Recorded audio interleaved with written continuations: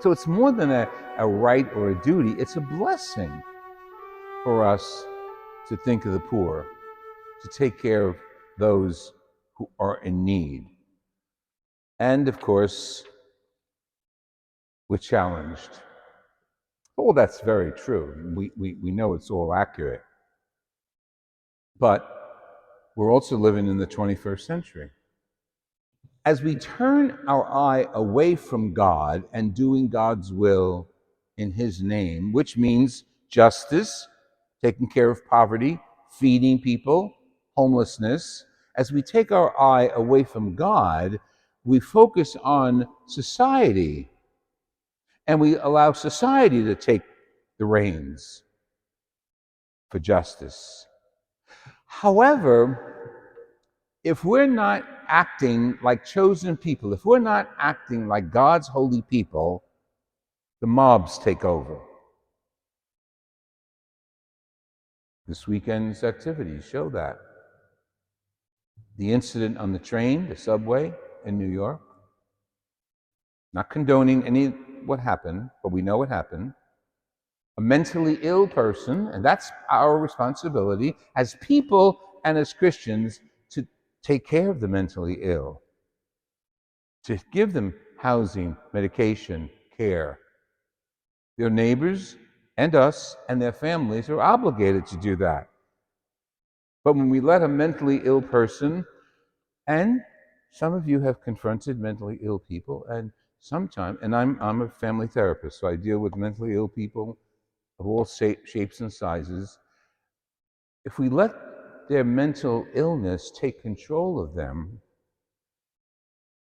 then they get outlandish. But if we sit by and just watch it and say, well, that's somebody else's problem, don't forget, we're the chosen people. We're the holy race. We don't sit by and let the government do our bidding. We should roll up our sleeves. We should be in the front lines of caring, of pursuing justice. But if we don't do that, then the mobs take over, as you saw this weekend. The mob took over and is taking over, protesting, screaming, shouting, hurting people in the process. But wait a minute, they're supposed to be fighting for justice and goodness on behalf of the perpetrator as well as the victim. But no, mob psychology puts them on the subway tracks, takes over certain areas of the city, because the Christians are not there visible enough to intervene. We have not spoken loudly enough. So the mob takes over, and I'm not too sure who the motivation is behind mob psychology in our society.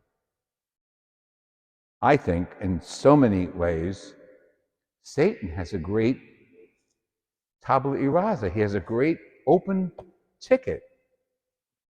The Christians aren't doing right, and their influence hasn't influenced the society enough.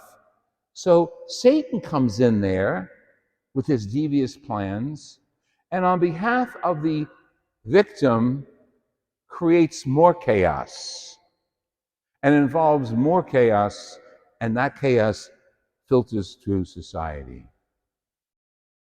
See, Satan is devious. That's why we're a chosen people, because we have to constantly be praying and acting like Jesus told us to.